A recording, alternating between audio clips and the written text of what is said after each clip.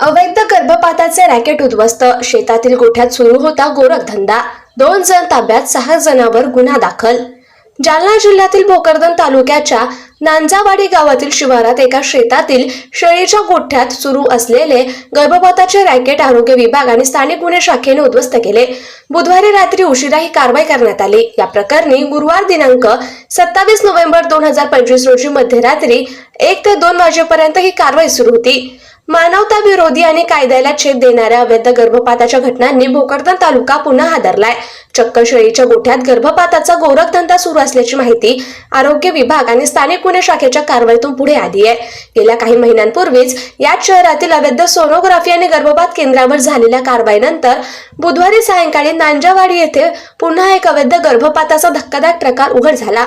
आरोग्य विभाग आणि स्थानिक गुन्हे शाखेने अत्यंत गुप्तपणे ही कारवाई केली आहे. गुप्त माहितीच्या आधारे नांजावाडी परिसरातील एका शेळीच्या गोठ्यात अवैध गर्भपात सुरू असल्याची खात्री झाल्यानंतर स्थानिक गुन्हे शाखेच्या पथकानं दिनांक 26 नोव्हेंबर 2025 रोजी सायंकाळी सुमारे 5 वाजता छापा टाकला. छाप्यात कोणताही वैद्यकीय परवाना नसताना आवश्यक सुविधा अथवा सुरक्षित पद्धतींशिवाय गर्भपाताची प्रक्रिया केली जात असल्याचं समोर आलंय. पथकानं 2 डॉक्टर, आरोपींसह गर्भपातासाठी आणलेल्या 3 महिलांना ताब्यात घेतलं. घटनास्थळावरून गर्भपातासाठी उपयोगात येणारे वैद्यकीय साहित्य, औषधी गोळ्या, सोनोग्राफीसाठी वापरण्यात येणारा मोबाईल तसेच अनेक पुरावे जप्त करण्यात आले. कारवाईत अटक झालेले मुख्य आरोपी सतीश बाळू सोनवणे, वय 32, राहणार जाधववाडी, छत्रपती संभाजीनगर, हा पूर्वी एका खासगी डॉक्टराकडे कंपाऊंडर म्हणून कार्यरत होता. त्याच्यावर बीड, छत्रपती संभाजीनगर आणि जालना जिल्ह्यात अवैध गर्भपात प्रकरणांमध्ये पूर्वीही नोंद असल्याची माहिती मिळाली आहे.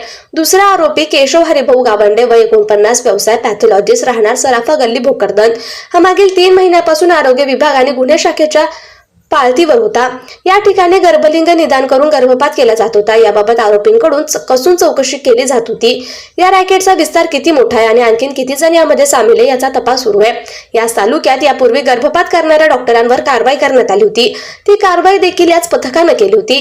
प्राथमिक माहितीनुसार दोन्ही आरोपी शेतामध्ये मोबाईल ऍप्लिकेशनचा वापर करून गर्भलिंग निदान तपासणी करत होते. त्याच्या ताब्यातून प्रोब उपकरण, गर्भपाताच्या गोळ्या तसेच तपासणीसाठी वापरण्यात येणारे अन्य साहित्य जप्त करण्यात आले.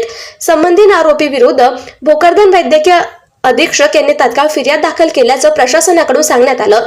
ही कारवाई वरिष्ठ अधिकाऱ्यांच्या मार्गदर्शनाखाली डॉक्टर कृष्णा वानखेडे, वैद्यकीय अधीक्षक ग्रामीण रुग्णालय भोकरदन, डॉक्टर विजय वाकोडे, समुचित प्राधिकरण जालना, डॉक्टर ज्ञानेश्वर वायाळ, क्षकिरण तज्ञ, विधी सल्लागार ॲडव्होकेट सोनाली कांबळे, जिल्हा रुग्णालय जालना यांच्या नेतृत्वाखाली करण्यात आली. त्यांना जिल्हा रुग्णालयातील EMS टीम मधील मनोज जाधव, मयूर किराम यांनी सहकार्य केलं.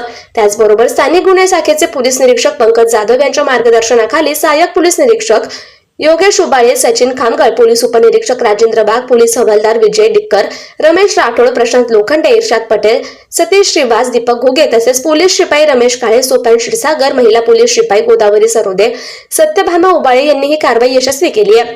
जिल्हा शल्य चिकित्सक डॉक्टर राजेंद्र पाटील यांच्या विशेष मार्गदर्शनाखाली संयुक्त धडक मोहीम पार पडली असून महिला भ्रूण हत्येच्या विरोधातील प्रशासनाचा दृढ निश्चय पुन्हा अधोरेखित झालाय. या प्रकरणाचा पुढील तपास पोलिसांकडून करण्यात येत असून आरोपींवर कठोर कारवाई करण्यात येणार असल्याची माहिती संबंधित अधिकाऱ्यांनी दिली आहे. या कारवाईत आणखीन काही बडे मासे गळाला लागण्याची शक्यता आहे.